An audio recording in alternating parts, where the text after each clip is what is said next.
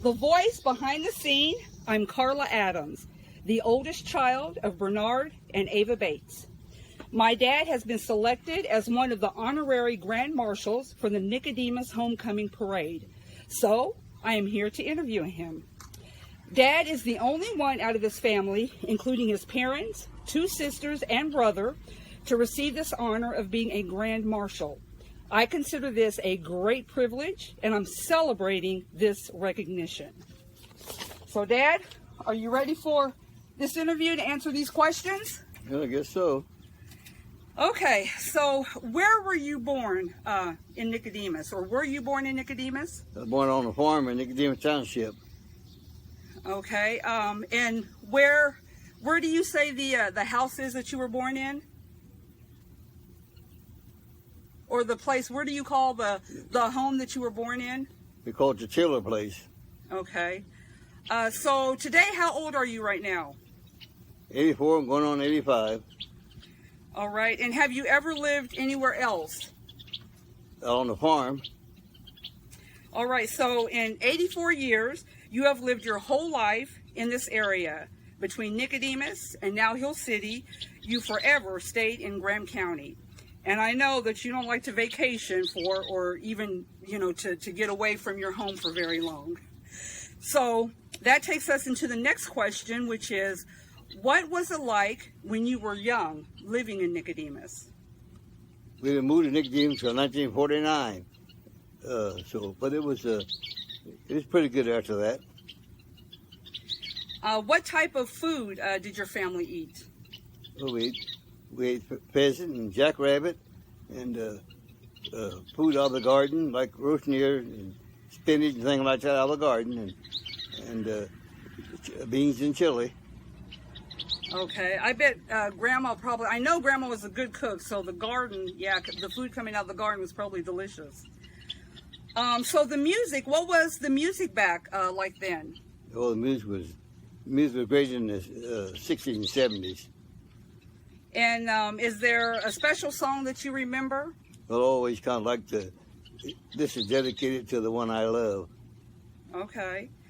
And books, what types of books were popular to read? And were there many books available back then when you were growing up? Yeah, I don't suppose there are too many, but sports and Ebony. Oh, you remember Ebony. Okay. So what do you remember as a child that was exciting? What did you like to do? Well, I did a lot of running and loved to go to the, especially to the Nicodemus Fair, because it was really something back those days. And did you play sports? Yes, I played baseball. Okay. I know that you did enjoy playing baseball. And let's see, so this next question I was wondering is, what was life like during the Dust Bowl in Nicodemus? Well, I don't know. I was born right after the Dust Bowl, but my folks, I heard them say that they had to put wet blankets and sheets on the windows to try to keep the dust out. That was when Billa was born, because it's so dusty in the house, and they had to put blankets and things, wet blankets and things on the windows, try to keep out the dust. And her choking to death. Right. Okay. Yeah, I know. Another name they called the Dust Bowl was the Dirty 30s, and so this was basically a decade in the 30s, and the Dust Bowl it finally ended in 1939. So I can definitely understand. You were only 2 years of age at that time, so I know that you probably wouldn't remember much. But I was curious to know if you had heard stories, or if your parents or any of the older ones had passed down thoughts of that during the Dirty 30s. But like you said, I know they talked a lot about having to wet the sheets and all of that kind of thing. And then what's really interesting is that, so the Dust Bowl ends in 1939, basically, and then in September of that same year, 1939, World War II breaks out. And so during this time span, you were between the ages of 2 to 8 years of age. And so I was wondering if you have any memories of that time in Nicodemus during World War II. Yes, not in Nicodemus, but out on the farm. When we was little kids, the United States Army combed our homestead there every direction they could, and for probably 2 or 3 weeks, they went back and forth with the Army airplanes, so we could see the pilots up in the plane, flying the plane, and they had a wire dragging on down from the plane, trying to pick up a signal. Because they thought my dad had made a radio and talking to Russia. Oh, really? Okay, yeah, that's very interesting. So today I wonder one thing, especially as old as you are, what are some things maybe that you do to keep yourself stress-free? Well, it's awful hard to do since I lost my farm, but I'll go outside and work in the yard and piddle around the shop one thing. That's about all I can do at my age now. My health is kind of piddle around a little bit. Right. Yeah, you definitely do that. You kind of like to stay busy and you forget about your age. Sometimes I have to tell you that you're not as young as you used to be, so you can't do those same things. But I know that also that you and Mom like to go out, or at least you used to. You don't so much go out to Cowboy Junction and you danced.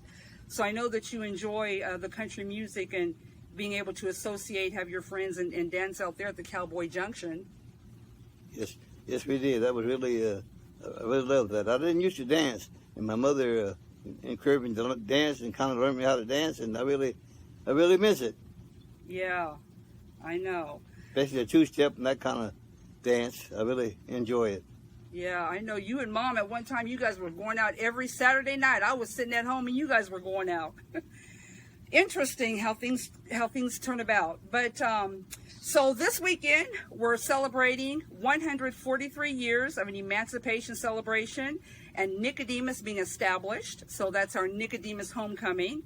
And so I'm just wondering, Dad, what memories do you have of Nicodemus homecoming and growing up? What was it like back then in Nicodemus and during the homecoming period?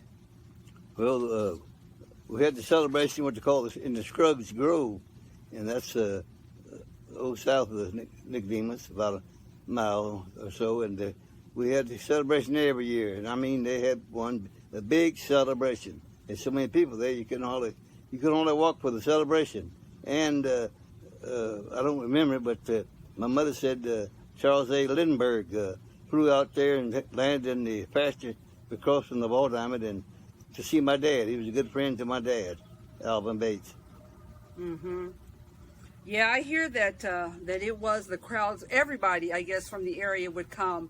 And in fact, they say that our Nicodemus homecoming celebration, it rivaled the Kansas State Fair. So I know that it was definitely big, and it sounds like there was all kinds of sporting activities and yeah, probably just good food. I hear about the fried chicken and so we're getting ready for that this weekend, our 143 years. And I'm looking forward to it and very excited. We have a lot of exciting things planned for our homecoming celebration this year. But so I have one last question for you, Dad, and that is the expectations as far as the future of Nicodemus. What are your expectations, or even in the past, maybe what have you hoped for Nicodemus, or maybe thoughts that have come about that you didn't think you would ever see in Nicodemus? One more thing I'd like to say is as a kid growing up in the celebration, I remember my dad took a Dodge starter and made a dynamo out of it, and he lit up the celebration, the lights and everything, running the Ferris wheels and everything off that motor. And as people come over there and looked at nights, they couldn't figure out what in the world. But he was a heck of an electrician, and he run the celebration off that old car. And I wonder about Nicodemus. I really do wonder, because these young children don't seem to take interest in nothing and won't listen to nobody. So I really wonder myself what will happen. Right. Yeah, I know that you talk about that often. And then I know even a couple of days ago you were saying, as far as back in the 80s when you were foreclosed on, and so then you lost the land, even all of your farm equipment, the crop that was in the bins, they even stole that from us. And so I know you were saying that you didn't think that you would even ever see where, there would be no black farmers in this area. And so now here today, really I only know of one black farmer that is still in the area. And of course he is up in age. So I, estimate that maybe soon he will be retiring. But Yeah, so I just kind of wonder, and you're right, it's hard for us to be able to get the young people to show some interest and you know, to take the lead, I guess, kind of in keeping Nicodemus going. But that's our goal. We definitely want to be able to see Nicodemus grow some, and just, you know, our legacy to be continued, and for our story to always be told, and for people to know.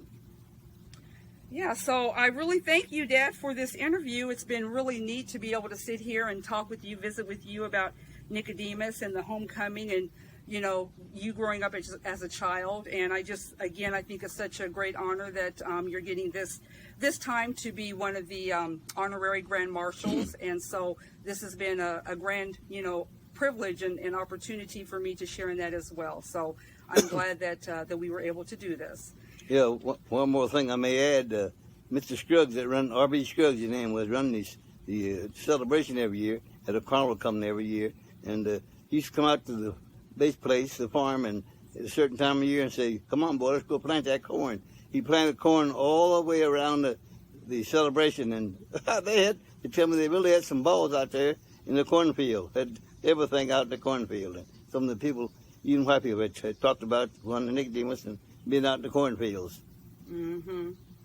Yeah. Well, thank you for sharing that. Yeah, I know that farming was really your livelihood, your way of life. So it was very, devastating for that to be taken away from you. So yeah, that is something that I'm very sorry about. But anyway, I hope that you have a great weekend, and everyone else out there too, enjoy the Nicodemus Homecoming celebration. But thank you, Dad. Okay, thank you. Uh-huh.